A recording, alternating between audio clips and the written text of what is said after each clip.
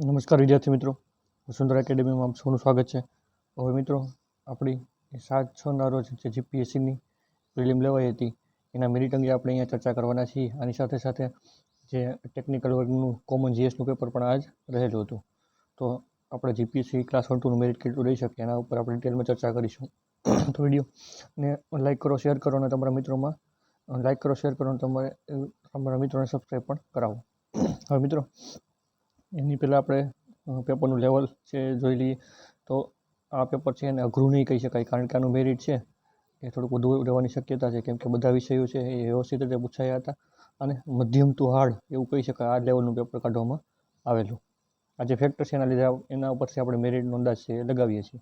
હવે કયો વિષય સૌથી અઘરો લાગ્યો?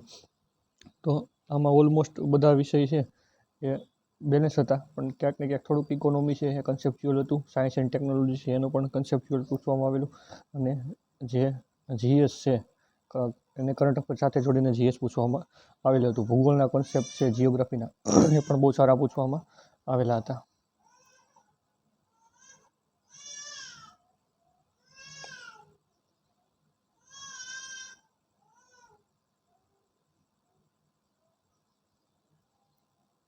ત્યારબાદ જોઈએ તો કયા વિષયમાંથી સૌથી અઘરા પૂછાયા. તો જેમ મેં તમને કહ્યું કે પેપર એકદમ બેલેન્સ પૂછવામાં આવેલું હતું, પણ વિજ્ઞાનના ક્યાંક ને ક્યાંક છે એ 30 જેટલા સાયન્સ એન્ડ ટેકનોલોજીના ક્વેશ્ચન જોવા મળેલા, અને સાથે સાથે બંધારણના પણ આશરે 30 જેટલા ક્વેશ્ચન જોવા મળેલા હતા. કરંટ અફેરનું સ્તર છે એ હંમેશા મેરિટને અસર કરતું હોય છે, પણ ડાયરેક્ટ અહીંયા કરંટ અફેર જેમ કે નિયુક્તિ છે આ પ્રકારના ક્વેશ્ચન છે પૂછવામાં આવેલા ન હતા, પણ મસ્તનું જે કોન્સેપ્ટ બેઝ ક્વેશ્ચન પૂછવામાં આવેલા, જેમ કે બ્રિક્સ ચર્ચામાં હતું તો એમાં પણ ક્વેશ્ચન પૂછવામાં આવેલા અને ઘણા ટ્રિકી સવાલ હતા. જેમ કે તમને ક્વેશ્ચન ધ્યાનમાં હોય તો એમાં એવું પૂછવામાં આવેલું કે બ્રિક્સની સ્થાપના જ્યારે થઈ ત્યારે બ્રિક્સ તરીકે થઈ હતી, બ્રિક્સમાં 4 દેશો હતા, પણ આવું ન આવે. સાઉથ આફ્રિકા છે તેનો ભાગ નહોતો, એ સ્થાપના થઈ ત્યારે બ્રિક હતું. તો આ કરંટ અફેરનું લેવલ છે એ પણ હું અહીંયા બહુ સારું કહીશ. પછી આઉટ ઓફ સિલેબસ ક્વેશ્ચન છે, ડાયરેક્ટ તો ન કહી શકાય, પણ ઘણા ક્વેશ્ચન એવા હતા કે એના પેટા સબ્જેક્ટ ત્યાંથી પેટા વિષયમાંથી પૂછવામાં આવેલા. ઘણું બધું ડીપમાં પૂછવામાં આવેલું. ટાઈમ મેનેજમેન્ટ કરવામાં કોઈ મુશ્કેલી પડે તો ટાઈમ મેનેજમેન્ટ અહીંયા ઇઝીલી થઈ જાય એવું હતું, અને ક્વેશ્ચન વ્યવસ્થિત અટેમ્પ કરી શકાય એવા હતા. થોડું લેન્થી પેપર હતું, ક્વેશ્ચન પેપર એક અટેમ્પ થઈ જાય એવું હતું, એમાં વાંધો આવેલો નહોતો. પછી નેગેટિવ માર્કિંગ આપણને ખબર છે કે 0.3 જેટલું નેગેટિવ માર્કિંગ આમાં લાગુ પડે છે.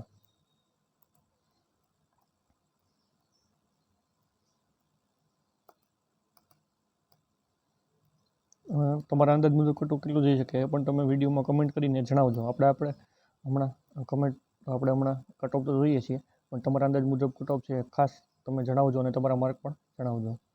પછી બીજા વિષયની વાત કરીએ તો ઇતિહાસનું સ્તર છે, તો હું એમ કહીશ કે આના એવરેજ ક્વેશ્ચન પૂછવામાં આવેલા હતા. ક્યાંક ને ક્યાંક થોડા લેન્ધી ક્વેશ્ચન પૂછવામાં આવેલા હતા, જેમ કે પેલો લોસ્ટ વેસ્ટ ટેકનિક આવે એના ઉપર થોડો ક્વેશ્ચન હતો, પણ લેન્ધી કરીને આપેલો હતો. ભૂગોળનો પ્રશ્નો છે એ અંદાજે તમે કહી શકો કે એ ભૂગોળના ક્વેશ્ચન છે મસ્તના બહુ સારા કન્સેપ્ટવાળા પૂછવામાં આવેલા. પછી રાજ્ય વ્યવસ્થા અને બંધારણ છે, અહીંયા રોકડિયા માર્ક મળી જાય એ પ્રકારનું પૂછવામાં આવેલું હતું. કોઈને અહીં માર્ક જવો જોઈએ નહીં. આશરે 30 જેટલા ક્વેશ્ચન હતા, પણ બહુ સારા ક્વેશ્ચન હતા.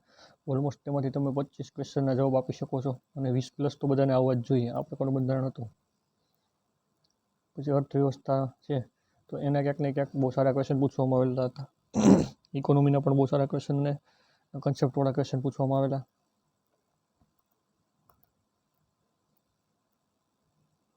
અને વિજ્ઞાન અને ટેકનોલોજી છે એના કરંટ આધારિત ક્વેશ્ચન પૂછવામાં આવેલા, અને સ્ટેટિક ક્વેશ્ચન પણ પૂછવામાં આવેલા. જેમ કે બ્લડ પ્રેશરવાળો જે ક્વેશ્ચન હતો, બ્લડ પ્રેશરનું મેઝરમેન્ટ વિશે, તો બહુ સારો કોન્સેપ્ટવાળો ક્વેશ્ચન હતો.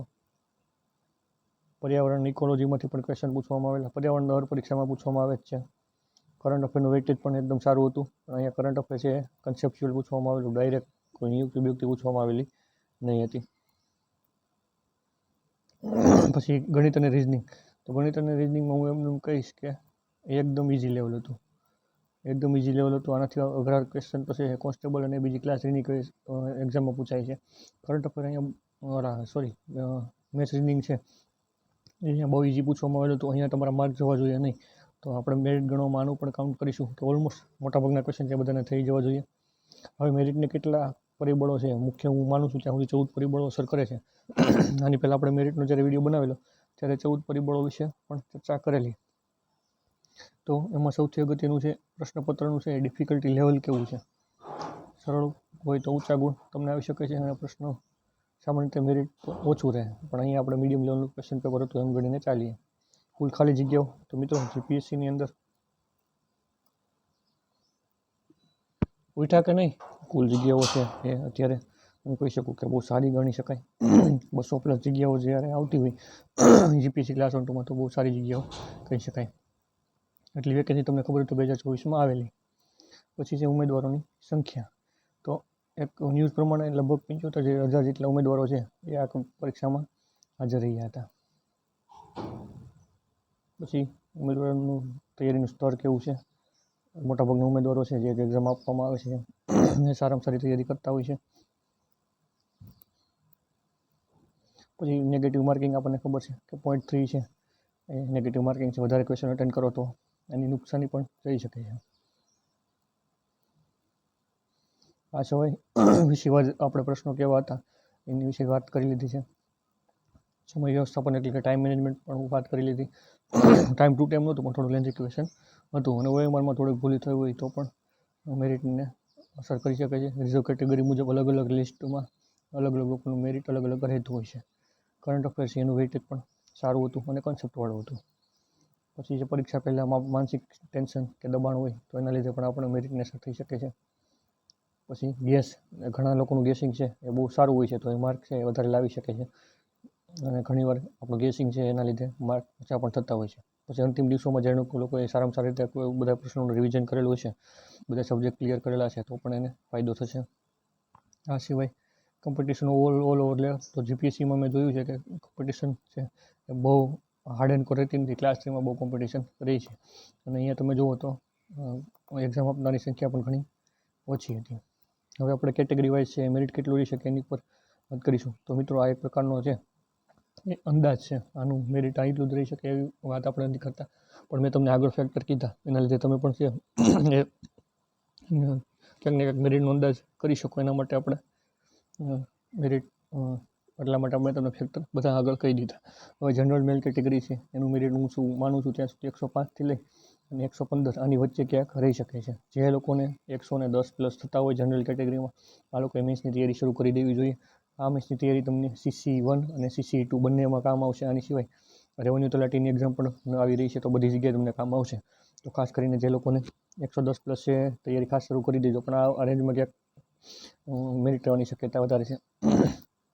આની રીતે જનરલ ફિમેલમાં છે તો આની આજુબાજુનું મેરિટ રહી શકે છે પણ થોડુંક ડાઉન રહેતું હોય છે. બહુ હવે જીપીએસસીના મેરિટમાં છે ફેરફાર તમને જોવા મળતો નથી.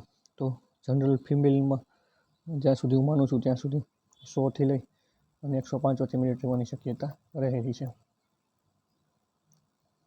પછી છે EWS મેલ. તો EWS મેલની અંદર પણ મેરિટ છે એ ક્યાંક ને ક્યાંક 105થી લઈને 115 રહી શકે છે. અહીંયા તો થોડુંક મેરિટનું ફેક્ટર થોડુંક ડાઉન ગણો તો 105થી 110 હોય તો પણ તૈયારી તમામ લોકોએ શરૂ કરી દેવાની રહેશે. EWS ફિમેલનું મેરિટ નિયર બાય 100 રહેવાની શક્યતા છે. પછી SCBC મેલ વિશે વાત કરી તો આ મેરિટ આપણને ખબર છે કે ઓલમોસ્ટ જનરલ કેટેગરીનું જેટલું મેરિટ હોય એટલું SCBC મેલનું હોય છે. એટલે 105થી 115 હોય તો તૈયારી ચાલુ કરી દેવાની, પણ જે લોકોને 110+ છે એને તો ખાસ તૈયારી શરૂ કરી દેવાની આંખ બંધ કરીને. પછી SCBC ફિમેલ છે એનું થોડુંક મેરિટ ડાઉન રહી શકે છે એટલે આપણે 100થી 105 મેરિટનો રેન્જ છે લઈ શકીએ, પણ 100+ વાળા SCBC ફિમેલ હોય એને તૈયારી શરૂ કરી દેવાની. મેં તમને જેમ આગળ કીધું એમાં તૈયારી તમને ક્યાંક ને ક્યાંક તો છે એ કામ લાગશે જ. આ સિવાય SC મેલની વાત કરીએ તો SC મેલનું 100ની આજુબાજુ રહેવાની શક્યતા છે. 95થી 100 તમે માની શકો. પછી SC ફિમેલની અંદર પણ છે મેરિટ છે એ 90, મને લાગે છે ત્યાં સુધી 90 to 95 રહી શકે છે. જો તમારે 95+ થતા હોય SC ફિમેલ કેટેગરીમાં તો મેથ્સની તૈયારી જરૂર કરવાની. પછી છે ST મેલ. તો ST મેલનું મેરિટ પણ મને લાગે છે ત્યાં સુધી 95 સમથિંગ રહેવાની શક્યતા છે, 95 to 100. અને સૌથી ડાઉન જે મેરિટ રહેતું હોય છે એ છે ક્યાંક ને ક્યાંક ST ફિમેલ કેટેગરીમાં. તો એસટી ફિમેલ કેટેગરીમાં છે એ 90 to 95 આ જ રેન્જમાં મેરિટ જવાની પૂરેપૂરી શક્યતા છે. તો આ લોકોએ તૈયારી શરૂ કરી દેવાની. હું તમને સેફ આંકડો કહું છું, 95+ હોય તો તૈયારી શરૂ કરી દો. આ તૈયારી તમને બહુ કામ લાગશે. પછી વાત કરીએ તો એક્સ સર્વિસમેન. તો હવે એક્સ સર્વિસમેનનું મેરિટ છે એ એક્ઝેક્ટ કેવું અઘરું છે, કેમ કે આ મેરિટ છે બહુ વેરી કરે છે. ઘણીવાર આ મેરિટ છે એટલું બહુ ડાઉન રહે છે, આપણે ધારા કરતાંથી ઘણું નીચું રહે છે, અને ઘણીવાર આ મેરિટ ઊંચું પણ રહે છે. તો જે લોકોને 85 to 95 હોય એ પણ છે આની તૈયારી શરૂ કરી દો. તમને જરૂરથી આ તૈયારી આગળ છે એ કામ લાગવાની છે. હવે પ્રિલિમનું રિઝલ્ટ ક્યારે આવશે એના વિશે વાત કરીએ તો પ્રિલિમના રિઝલ્ટને લઈને મને એવું ક્યાંક લાગે છે 1 લઈ અને 1.5 મહિનો 1 લઈ અને 1.5 મહિનાની અંદર છે આનું રિઝલ્ટ આવી જશે. આગળની જીપીએસસીનું આપણે સિનારીઓ જે હતો એનું એનાલિસિસ કરીએ તો 100% 1 લઈને 1.5 મહિનાની અંદર છે એ રિઝલ્ટ હવે આપી દેવામાં આવ્યા છે. 2024ની જે પ્રિલિમ લેવાઈ હતી જાન્યુઆરીમાં એનું છે એ ઘણું બધું એમાં ડિલે જોવા મળ્યું હતું, અને ઇન્ટરવ્યૂ પ્રોગ્રામ તમને ખબર છે અત્યારે ચાલી રહ્યા છે. તો એ થોડુંક ડિલે થયેલું, પણ હવે તમે જુઓ કે એસટીઆઈની એક્ઝામ લેવાય, એસટીઆઈની એક્ઝામ લેવાય તો એની ડેટ પણ તમને આપી દીધી કે ભાઈ ફેબ્રુઆરી છે એમાં રિઝલ્ટ આપી દેવામાં આવશે. એ રીતે મેન્સની તારીખ પણ છે પહેલાં જ આપી દેવામાં આવેલી કે ભાઈ 21-22 માર્ચ છે ત્યારે મેન્સ શરૂ થઈ જશે. ટેન્ટેટિવ ડેટ પણ આપી દેવામાં આવી અને એ રીતે મેન્સ લેવાઈ ગઈ હતી. તો આપણે બહુ વધારે મેન્સનું સમયગાળો પણ નહીં મળે. હવે કદાચ મેન્સનું એકદમ અંદાજ કહું છું, મને એક્ઝેક્ટ આઈડિયા નથી કે મેન્સ ક્યારે આવશે, પણ આપણું પ્રિલિમનું રિઝલ્ટ છે 1 લઈ અને 1.5 મહિનામાં આવે તો તમારે 3 મહિનાની અંદર મેન્સ થઈ જાય આ રીતની પ્રિપરેશન કરીને ચાલવાનું. 3 થી લઈને 4 મહિના મેક્સિમમ આની અંદર તમારી મેન્સ લેવાઈ જવાની પૂરેપૂરી શક્યતા રહેલી છે. પછી એવું ન બને કે મેરિટમાં આવી જઈએ અને મેન્સ પણ હોય, કેમ કે મેઇન આમાં એક્ઝામમાં છે એ મેઇન્સ જ રહેવાની છે. મેન્સના લીધે જ આપણું સિલેક્શન થવાનું છે. પછી ઇન્ટરવ્યૂ જોકે આવશે, પણ મેન્સમાં સારા માર્ક હશે તો તમને ઘણો બધો બેનિફિટ રહેશે. તો જેટલી ચર્ચા કરવાની હતી તે ઓલમોસ્ટ મેં કરી દીધી છે. 200+ જગ્યા છે. જો આમાં તમે મેરિટમાં આવતા હોય તો તૈયારી ચાલુ કરી દો. આપેલા જીપીએસસી 2024માં છે એક મોટી ભરતી આવેલી, એમાં 291 કે 293 આવી કંઈક પોસ્ટ હતી. તો આ મોટી ભરતી હતી. એની જેવી જ એક મોટી ભરતી આવેલી છે. એડવર્ટાઇઝમેન્ટ નંબર 240માં પણ સારી ભરતી હતી, પણ હું કહીશ આ ભરતી તમારા માટે બહુ સારી છે અને બહુ સારી પોસ્ટ પણ રહેલી છે. તો તૈયારી ચાલુ કરી દો. આપણે નેક્સ્ટ વિડીયોમાં મળશું. તો વિડીયોને લાઈક કરવાનું બાકી હોય તો લાઈક કરો, શેર કરો અને તમારા મિત્રોને શેર કરીને ચેનલને સબસ્ક્રાઈબ કરવાનું નહીં ભૂલતા. Thank you. જય હિન્દ, જય ભારત.